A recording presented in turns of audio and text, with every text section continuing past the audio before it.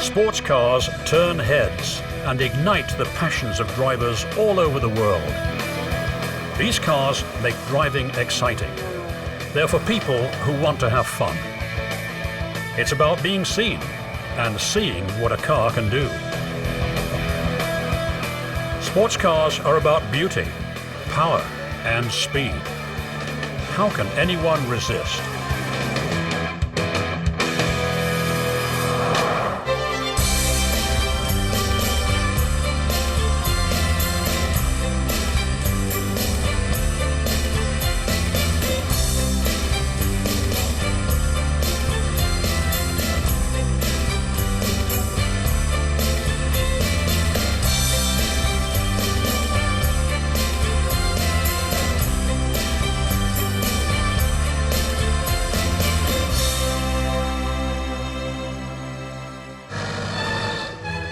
The excitement of speed attracted people to cars right away. These were machines that set the heart racing. No one could resist taking them out to see what they could do. Initially, only the rich could afford automobiles, and they liked to race their toys.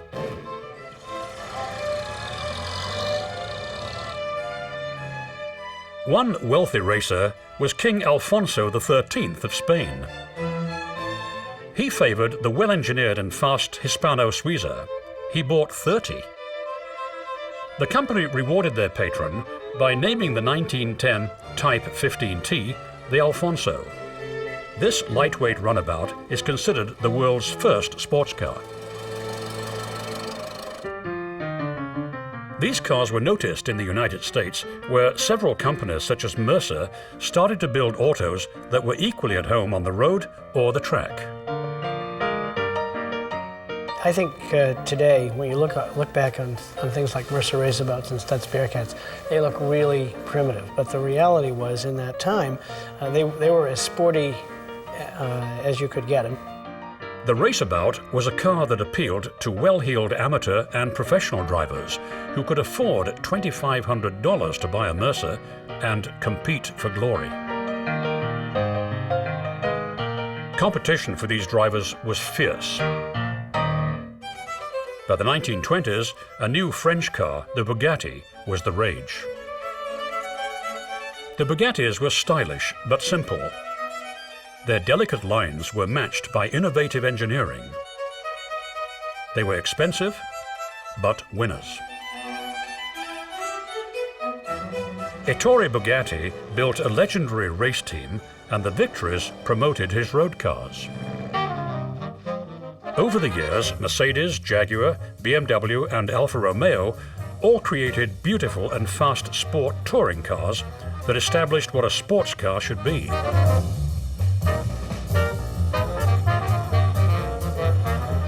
But it was the lowly MG that rekindled the sports car flame after World War II, first in the United States. In the post-war era, what launched the sports car phenomenon here in the United States was the return of many GIs from Europe who had fallen in love with the low-slung racy lines of the British sports cars. And so many MGTCs found their way onto the American streets, and for many Americans it was the first foreign car they'd ever seen. These post-war MGs were good-looking, but crude cars with few amenities. They were plagued with mechanical problems, but owners tended to ignore their faults. You go out and you get motoring. This may require that you first clean the spark plugs, you check the oil, you check the water, just like people did in the 30s. And that's part of the fun. On the scale of pain versus pleasure, the British sports cars are definitely, the needle definitely goes toward the pain and inconvenience side. But if you had to be a bit of a mechanic to own one, or a lot of an electrician to own one, I think you considered it a point of pride that you could keep the thing running. While they required some work, the MGs rewarded their owners with spirited driving. Well, you don't care about going from A to B at all in an MG. You're going out just for the thrill of and enjoyment of driving the car. Jaguar saw the success of the MG and hoped its new XK120 would also appeal to American buyers. By 1948, Jaguar was ready to introduce this fast, aerodynamic roadster. It was more modern-looking than the MG and more powerful. Jaguar targeted a wealthier buyer, people who could afford a $3,000 sports car. They promised a little luxury and a lot of speed. The XK120 was an immediate hit. More than 10,000 were sold in the United States alone. Yeah, the XK120 was definitely a winner for Jaguar. Its new styling, and on top of that, its great success in the race circuit was really brought a home run for Jaguar. In 1953, Triumph followed MG's and Jaguar's lead. Post-war Britain needed hard currency, and selling sports cars to the US was a good way to bring home buckets of dollars. The TR2 was their bet. After acquiring Triumph, it had taken 10 years for Triumph's owners, the Standard Company, to build a sports car ready for export. They just wanted something a little bit more different. They wanted to get into the sports car age because they were realizing that sales were sagging and stuff in North America, and that's where the market is. The introduction of the Triumph TR2 gave sports car fans a lively yet fairly inexpensive car to enjoy. Faster than an MG and reasonably priced, about $200 higher, it made a splash. This was a car for those who were in between the MG and Jaguar's range. It was modern, but not out of reach. Drivers could have fun and not go broke. But for those who had more money, there were English cars like the Aston Martin. These were the sporty aristocrats. What set Aston Martin apart from the other manufacturers was the quality of the product. And it was really a high-quality product. It handled beautifully, it looked great, and it was really the epitome of what you could want in a sports car at the time. The Aston had it all: luxury, comfort, and speed, as well as Italian styling. This is a car that you could take on a long journey, or if you wanted to go out and show somebody the fast way around a track, you could do that too. Aston Martin made its reputation on the track, which created more demand for its cars. But the most famous British sports car in the post-war era was the Jaguar XKE. It was first shown in 1961 at the Geneva Motor Show. It wasn't a racer, but it was stunning. I will never forget the road and track cover that has the XKE on it for the first time. It actually had two. It had a blue background and two red cars, a coupe and a roadster. I remember sliding it out of the thing and standing there and just saying, oh my. Its lines were derived from a series of successful Jaguar races, and the company made sure this cat was fast. Its 150 miles per hour top speed helped to make the Jaguar XKE an icon of the swinging 60s. It's a timeless design that still excites sports car fans everywhere. Jaguar, Triumph and MG were creating an outstanding array of sports cars, but they weren't alone. As German industry recovered from the war, its factories started to produce some exceptional sports cars that challenged Britain's dominance in this arena. Germany had invented the gasoline-powered automobile, and its cars had dominated racing before the war. It was a country that admired fast cars. You had the Autobahn system, so they had a series of highways where you could drive pretty near flat out for a long time until they became too filled with traffic. So part of the German wish is to have a car that can be run at high speeds for long periods of time, and they built sports cars accordingly. Things were pretty bleak in Germany right after the war. There were more pressing needs than building sports cars. But once its car factories started to regain their footing, new sports cars began to emerge. Mercedes-Benz made its move in 1951. It launched a new car to go racing in Europe and in Mexico. When the cars did well, the company developed a road car based on the racer. By 1954, the 300 SL hit the streets with a fuel-injected engine capable of propelling the car to 165 miles per hour. They were fast, they were technically innovative, they had Bosch fuel injection, they had Dion rear ends and inboard brakes, and you know, they were really impressive. The car's performance was helped by its lightweight, aircraft-style tubular frame housed in a sleek aerodynamic body. The frame had a high sill that required an ingenious method for helping the driver and passenger get in. Its hallmark, gull-wing doors. Mercedes wasn't the only German concern ready to enter the sports car market. Ferry Porsche and his father, Dr. Ferdinand Porsche, created a fast new car. They called it the Porsche 356. They based their new rear-engine car on the Volkswagen that Dr. Porsche designed before the war. It evolved from the Volkswagen because Dr. Porsche originally designed the Volkswagen, and at the end of World War II, a lot of Volkswagen parts were available. So the earliest Porsches were really took the Volkswagen pan, transmission, and engine, modified them, and built the Porsche-style aluminum body for them. Since they were able to use many parts from the Volkswagen, this kept their costs down and gave them time to work on refinements. Porsche and his son saw a way to build a really beautiful, and again, talking about the way German cars are, lightweight, efficient, very quick, technically very competent automobile. Dr. Porsche had been a leader in Germany's racing efforts when he'd pioneered rear-mounted engines in Grand Prix cars. Like his rear-engined racers, Porsches were difficult to drive because the weight distribution could make the cars come loose. You had to have a fast pair of wrists and a great seat-of-the-pants feel for driving. And if you could drive a Porsche, you could drive anything. The only problem was that when they got away, it was auf Wiedersehen. That's also a controllable condition.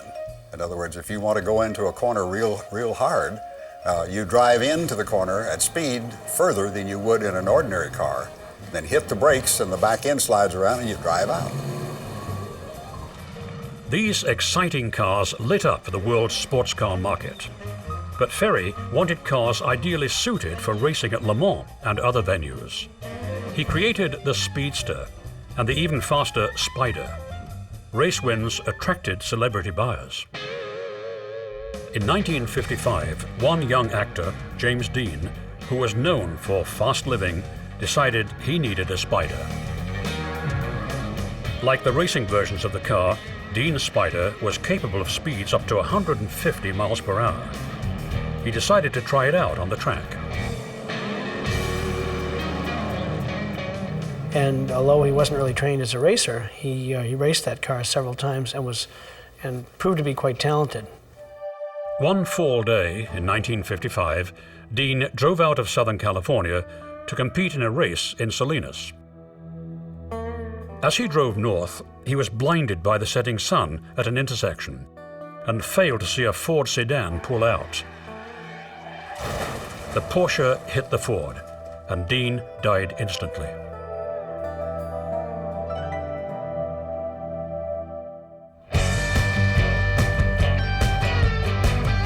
Porsche's legend continued to grow. It was a car destined to set the standard for sports cars. Mercedes-Benz and Porsche had demonstrated that exceptional engineering combined with good styling could gain fans all over the world. But there was another country that really knew how to design cars that stood out and went fast: Italy. Enzo Ferrari, like Dr. Porsche, had cut his teeth in Grand Prix racing. His cars were designed to compete on the track and the street. Passion. Their Italian cars have motors that scream. Ferrari's 12-cylinder engines let out an unmistakable roar that became the company's trademark. Enzo believed that the secret to success was a good power-to-weight ratio. After the war, he assembled a group of people who shared a like idea and came up with a concept that really hadn't been done up till then. I mean, a lightweight, very small 12-cylinder engine in an equally lightweight and efficient car. The first Ferrari hit the track in 1947. It was a fast and able competitor. As the cars began to win races and generate a following, one of Enzo's friends, Luigi Kenneth, suggested that he also build streetcars. Both of them quickly realized that if they built the world's finest at that time sports cars, they would appeal to a clientele of the highest order, the wealthiest, the movie stars, and people who were extremely successful and thus highly visible. So the cachet about Ferrari road cars grew very, very quickly because all sorts of famous people owned them, drove them, raced them. The first Ferraris to appear on the streets were slightly modified racers. The owners loved the power, the handling, and the sound. This select group was happy to pay $9,000 to $15,000 for a high-performance limited edition car, more than double the cost of a Jaguar. Buyers lined up, and the Ferrari mystique of near unattainability was born. Scarcity made the cars even more desirable for the elite.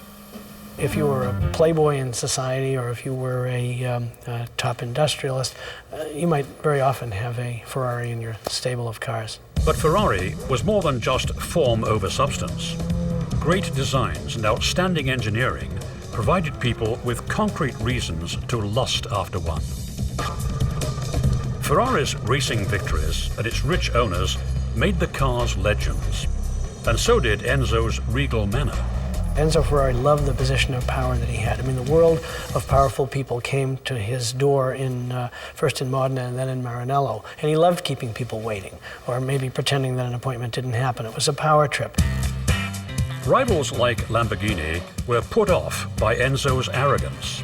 Ferruccio Lamborghini, a wealthy industrialist, built his own sports cars because Enzo Ferrari dismissed his complaints. So he got together a little group of very young engineers. I don't think any of them were over 30, and he decided that he would out-Ferrari Ferrari.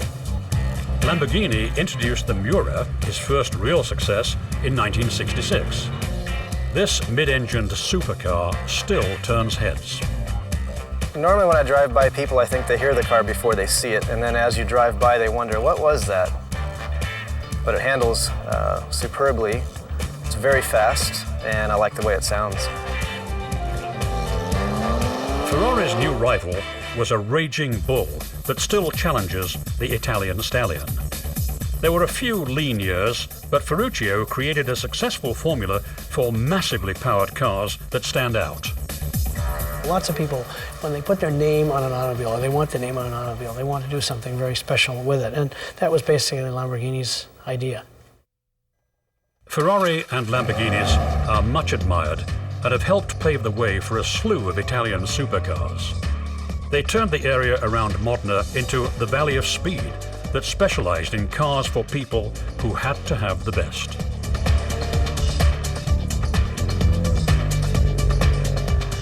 While the Italians were creating an array of boutique supercars, America looked to develop sports cars for the masses.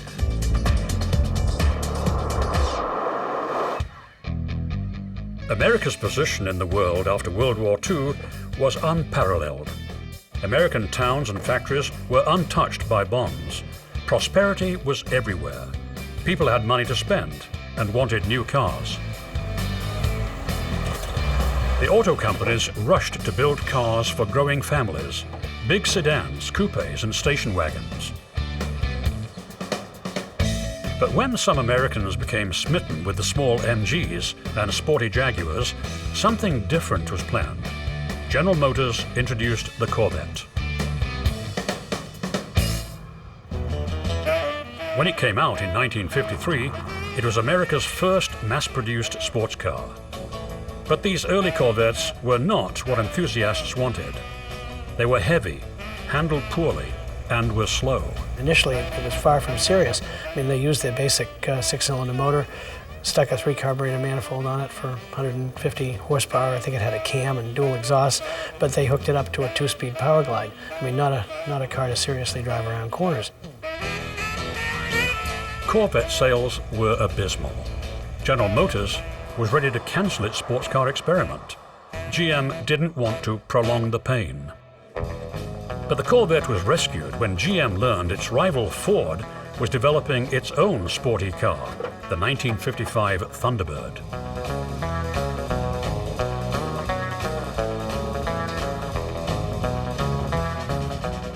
Ford wanted to take on the Corvette and also appeal to people buying Jaguars and MGs. But its executives weren't completely convinced that enough two-seaters could be sold. That's why the Thunderbird very quickly acquired 4 seats, and proof was that it sold a lot better. The trouble was it was no longer in the sports car segment.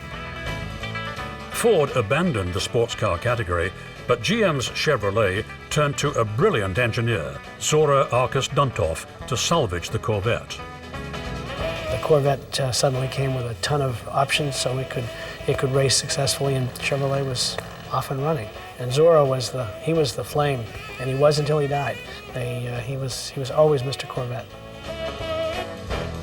Duntov liked sports cars and knew what appealed to sports car buyers.